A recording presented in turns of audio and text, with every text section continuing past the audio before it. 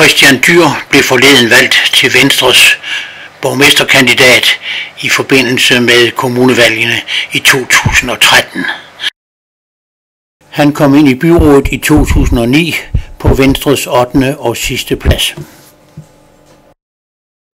Jeg er naturligvis meget glad for at blive valgt til den her meget spændende opgave og udfordrende opgave, det er at skal stå i spidsen for, jeg vil nok Danmarks bedste parti ved flertallet, synes i øjeblikket.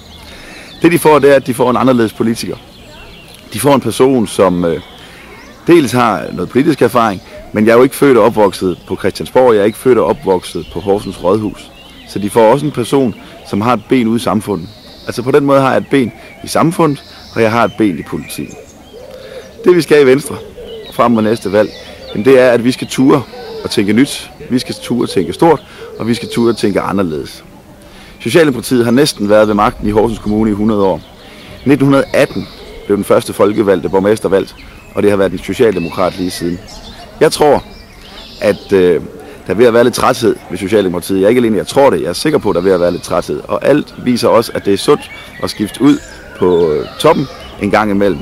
Og man kan sige, med Jan Trøjborgs meget, meget tragiske død, som berører os alle og som gør mig virkelig ondt, så kan man sige, at Socialdemokratiet har mistet deres alt overskyggende stjerne. Og på den måde kan man sige, at vi sådan er blevet lidt mere lige i forhold til det. Og derfor tror jeg bestemt, at borgerne i Horsens Kommune vil vælge at sige, jamen nu har vi ikke den der internationale og nationale spiller, som Jan Trøjborg er. Så nu vil man måske gå ind og kigge på, jamen skal der ske noget nyt, jamen så er det måske nu, at det kan gøres. Så på den måde er jeg sikker på, at vi vil få et meget spændende forløb. Og jeg ved, at Venstre vil få en spidskandidat, som vil kæmpe stenhårdt for det, for at vi skal lykkes os at sidde for bordet, og det er vores alt overskyggende mål. Men selvfølgelig, i Horsens Kommune er der tradition for samarbejde, og det samarbejde skal naturligvis blive beholdt. Så det er sådan alt i alt, det de får. En ung, ny spidskandidat med vilje, gejst og engagement, som er med til at samle partiet frem mod valget, og forhåbentlig også lyde et rigtig, rigtig godt stykke arbejde efter valget. Et aktuelt problem er jo, at kommunen mister et stort beløb i kommunal udligning. Det er et rigtig, rigtig stort angreb, som regeringen har indledt mod Horsens Kommune, og der er ingen tvivl om, at det kommer rigtig ondt.